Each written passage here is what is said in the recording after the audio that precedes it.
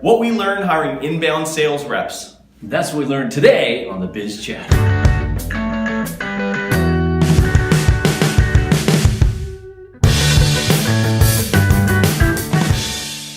Hello there, I'm Kyle Racky and I'm joined here by Kevin Springer, the other co-founder here at Proposify. Kevin, your first time on video. It's great to be here. I do miss the agency drinking beer. I miss being with you on those. Well, we'll go back. We'll drink dark and stormies instead. And we have some here actually. So what we're talking about is hiring salespeople. That's what we did about 6 months ago from when this was published. We decided to hire Amy and Ryan, who are our salespeople here at Proposify. We wanted to kind of talk through the questions that we had going into it, what were we kind of, we just didn't know, right? What we were supposed to do or how we were supposed to structure commission or what their actual daily roles would be, how would we measure it. So that's what we kind of want to talk through. So maybe first off, like what was it where we said, oh, we should hire salespeople? Well, to back up, I have a lot of experience in sales, mainly traditional sales. So when we started this company, we had to reach out at the beginning, but we realized as we started to roll and started to get product market fit that with $25, $50, and $100 plans, we start losing money the second we pick the phone up, right? So I mean, the cost per acquisition is too high, so we really took the approach of inbound and hardcore marketing, inbound marketing, content marketing. So that's what we've done to this point, and it's worked quite well. We drive a lot of leads, but we realized that a lot of the leads that were coming in, and at the time we hired them, we were getting well over 100 leads a day, and that we need to really qualify some of these leads for the larger plans that we've created. So we thought, why not hire some people and try it out to see if they can go back to some of these people, these inbound leads, and kind of establish a better selection of who to go after in a sense, right, for the larger plans. Yeah, and we offered that larger Trenta plan, which is $3,000 a year. And I think, when you look at the lifetime value, that initial sale might not be massive. It's not like we're dealing in enterprise and $100,000 million contracts, but even that has a pretty good lifetime value if you can retain it. So it is worth, having a salesperson close that. So why did we decide to hire two? So you can ask me that.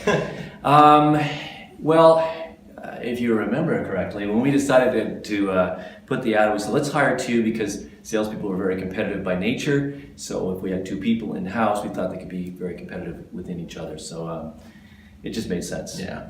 And I mean, to kind of touch on that, we had for quite a while we had our customer support people, Nick and Sandra, who were doing general day-to-day support and doing demos for customers. So, I mean, this was something that for a long time I kind of thought, sales and support are more or less the same thing, right? That totally, it changed my mind once we actually got salespeople in because they just have a whole different approach, right? Like salespeople are hunters, support people are gatherers, and they just have a very different mindset. Like you said, competitive too. And to that point, initially it took them a while to get up to speed, our salespeople, but we saw a big benefit at the beginning because they took a lot of the burden off of the support people. They took all the demos away and really helped them focus more on some crucial things within support. So it was really good. Yeah, I want to talk about the hiring process because this was really fun and interesting. So you led the hiring of the salespeople. I don't really remember what we had in the job ads. I think it was pretty standard, but I think we had close to 80 responses. Yeah, it was pretty good. Yeah. And what did we do when it came time? We invited people to come to an interview, and then what happened? Well, we narrowed it down to I think it was eight of the top candidates, and then I called them up. I checked out their references, and then we decided to have interviews. And I booked interviews, but I booked them all at the same time. They were expecting to come in and have a one-on-one interview with us. They didn't realize that they were going to be in a group interview, and that really worked well. Yeah, and we did that to kind of test them out a little bit and see how they handle pressure in changing circumstances. Because I think in sales always, and a lot of things, you have to be quick on your feet, ready to adapt to situations. So we kind of saw who rose to the challenge and who kind of crumbled, and we even split them into two different teams and gave them a challenge, which was to come up with a 5-minute pitch, wasn't it? And then what we actually saw, we didn't really care that much about what the content of their pitch was, but we just saw who in those two teams who rose as the leaders, right. And we hired those two people. We absolutely did. And it just happened this way. We ended up hiring two people that were opposites. One comes from a very corporate background, corporate training, and the other had been working with startups. So it's been really interesting to watch it unfold.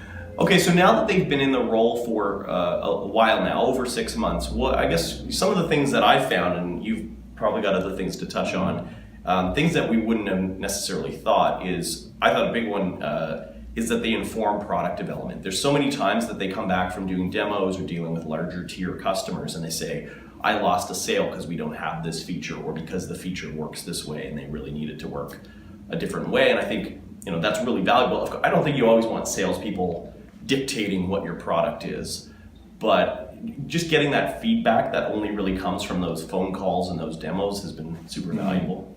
No, it's been fantastic, and you did touch on it. I mean, it's for the larger clients, and which is something we really haven't been focusing much on, so it's really been helping out. Yeah, and I don't think we all, it's not that we want to just serve large paying clients, but what we have found is that when we actually do the numbers now, we notice that the salespeople may not bring in the bulk of our revenue or even close, but the business that they bring into the table is has a huge lifetime value, very low churn. So it's good quality business that they're bringing in. Yeah, that was an interesting discovery there. Yeah, and then let's kind of look at how we structured commission. So at first we were like, what should we do? Should we just do commission on the cash that they bring in, the one-time sale? Should it be recurring? And the hard part is my experience in sales and in sales management is around traditional businesses. So I did a lot of research, and for SaaS, for example, the average is 8 to 12% commission. But because we take US dollars in and transfer it to the Canadian dollars, we kind of played with the numbers a bit. And I think we come with a sweet spot. Yeah.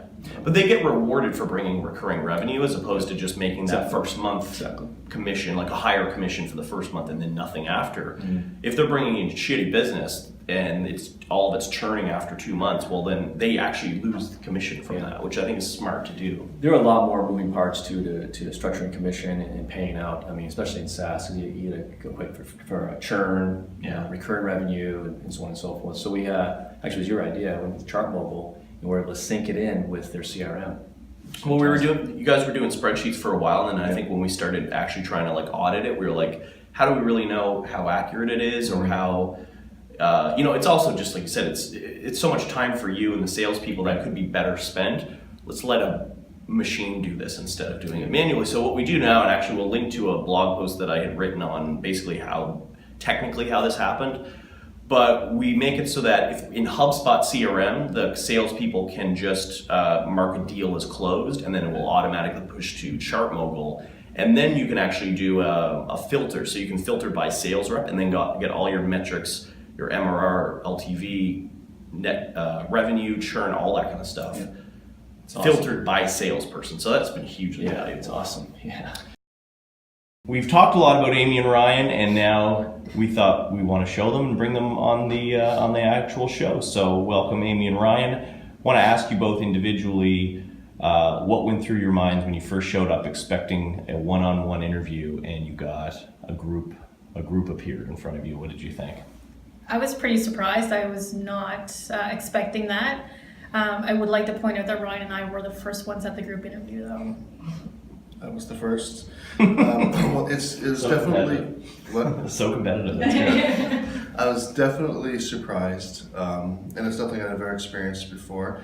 I showed up, was basically put into a big boardroom with 7 or 8 more chairs. I was just unsure of what was going on, and then as soon as more people started showing up, I realized it was a group interview, and that's where you have to be really, really competitive because you're basically interviewing in front of 7 or 8 other candidates for the same position that you're applying for. But it was nice to see the competition that we're up against. Yeah. Well, and you guys shone, we split you into the groups and you led each of it was like 2 teams and you were both the leader of the team. So that showed a lot. We didn't care as much about the content of the pitch as who was actually going to step it up. And so now that you've been in the role for some time, have you adapted your sales process at all? Are you pretty much sticking to what you've always done, or has it evolved slightly based on experience and seeing how our particular process is? Mine's evolved quite a bit just by working with different types of clients. there's no typical client that I work with anymore, a typical industry. It's all over the place. So just understanding who I'm speaking with before I have the conversation and do my research beforehand is really what's helped me. Coming from a similar organization, my sales process was similar, but here we're using a lot of different tools to make the sales process a lot easier and a lot more effective.